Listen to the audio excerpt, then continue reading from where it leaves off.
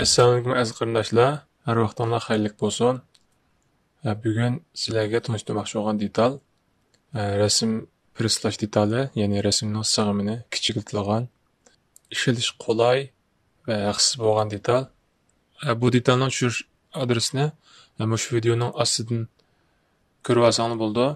Detalni tushirgandan keyin tunji qitim detalni kompyuterga tushirganda bu holat tushidi. Biz avval bu detalni presni ishlaydi.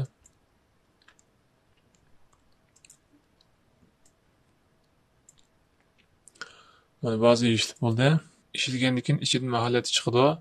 Biz bu detalni kompyuterga qachalash hojatsiz bevosita ijro qilish orqali ishlata olamiz. Detalning ko'rinmasi bu holatda biz bu yerdan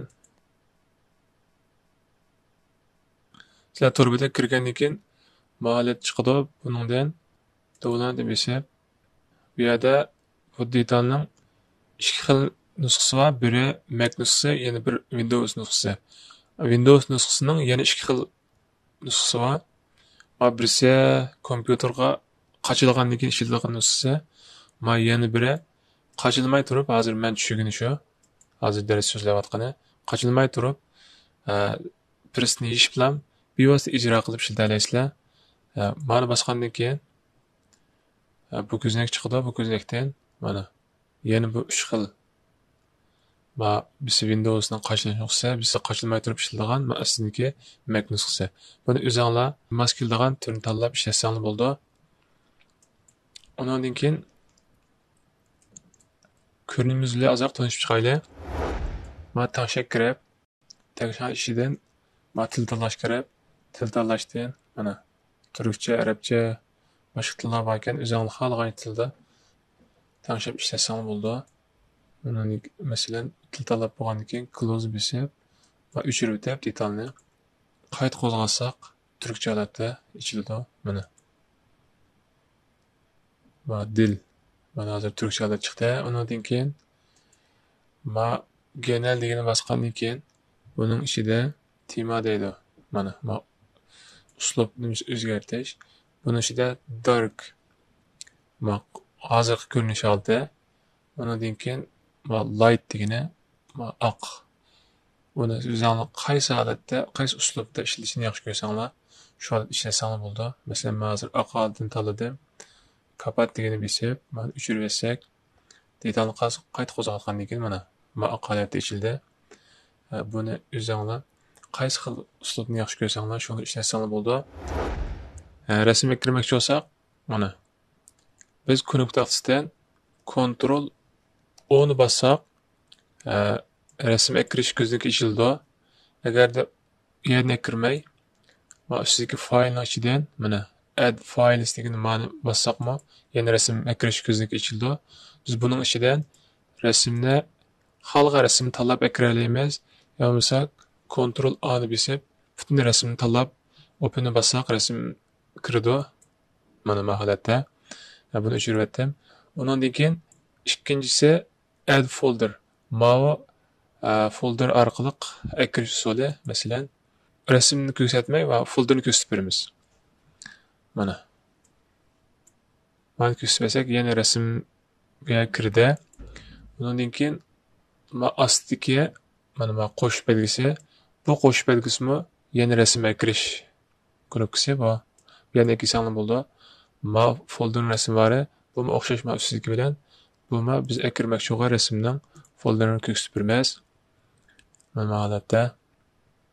Undan keyin o'ng tarafdagi compress. Rasmningki odatda normal o'zining tanishiga 80 chiqadi bu. Bu 80 ni o'zingizlar 80, 70 mush atrofida tanishib ishlatsangiz bo'ldi. Asli bilan ablashmasangiz bo'ldi. Undan keyin tanishlardan boshqa ablashmaymiz. Ma'noda biz shu kichiklatmoqchi bo'lgan rasmning chiqargandan keyin, kichiklatib bo'lgandan keyin qaysi o'ringa chiqarma deb so'raydi. Biz shuni ko'rsatib bersak bo'ldi. Masalan, hozir test degan ishiga kichik deb bir hujjat qisqartirishni qurdik. Buni qurgandan keyin mana ishga kirib o'tib, undan keyin select folderni besib etsak, mana shu o'ringa chiqadi. Endi biz mana rasmning cho'nqichiga qarab qo'yaylik.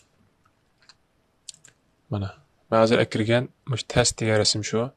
Mana hozir biz qurdik, mana kichik degan mana buning ichi quruq. Biz mana rasmning hammasini sig'imini ko'rib baqsaq, mana o'chirib bu jami 20 parcha rasm ekan. 20 parcha rasmniki umum sig'imi 168 MB. Endi biz mana kichikning ichida kichik degan hujjat qisqichning ichida rasm yo'q. Endi kichiklashga boshlasak bo'ldi. Rasmni kichiklatish uchun bu yerdagi mana compress deganni besamiz. Mana. Basqandan keyin rasm kichiklashga boshlaydi. Mana umuman rasmning bu yerdan balki mana 20 parcha rasmniki umum sig'imi 168 MB. Bu hozir kichik bo'ldi. Endi mana mana kichikning ichida hozir mana 20 parcha rasm.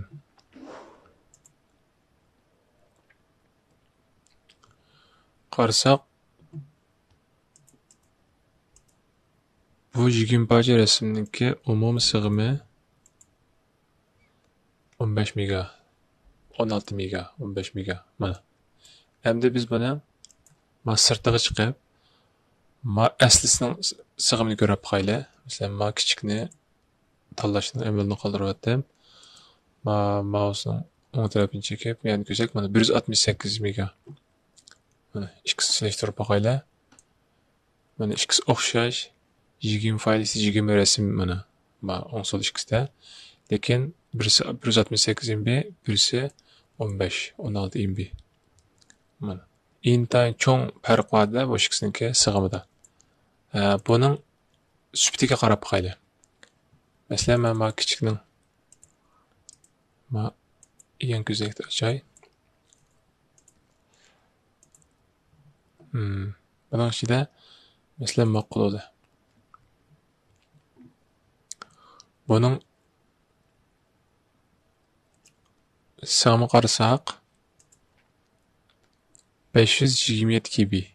20 megabayt. Bu 1 megabayt qimmatida bana sig'imi. Bundan keyin men aslisnikini ko'rib qo'yaylik. Aslan sig'imi 7 megabayt. Yani buningki suzuklikka qarab qo'yaylik. Mana aslisi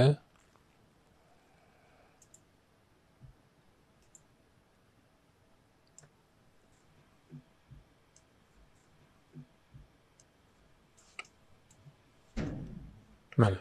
Qarasak buningda asosiy farqni his qilolmaysizlar. Biz buningdan kichiltirsak bo'ladi, lekin suzuklik ta'sir etmagan ahvol asosida kichiltirsak, shu tanshakni 70 bilan 80 oraliqda qilsak, mana farqlanmagidek holatda bunday kichiklaydi. Hozirgi suzuklikka ta'sir etmabdi, sig'imi kichiklabdi. Endi buningki cho'ng kichiklik ta'sir etdimi qarab boqaylik. Ma kichikligiga yana bir ko'zak ichib olay.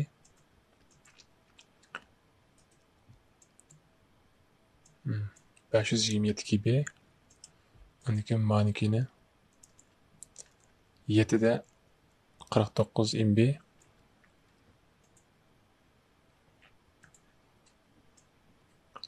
Qarasak rasmning ismi shu. Rasmning ismi sig'imida farq var mana. Mana sig'imida. Ondan keyin ma rasmninki egizlik, kenglik, cho'nqichiga qarasak mana o'xshash. Hech qanday cho'nqichlikda hech qanday o'zgarish bo'lmagan, lekin sig'imi shu darajada kichikligan.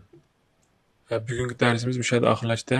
Yana boshqa dars ko'rishcha salomat bo'linglar. Allohga emanet.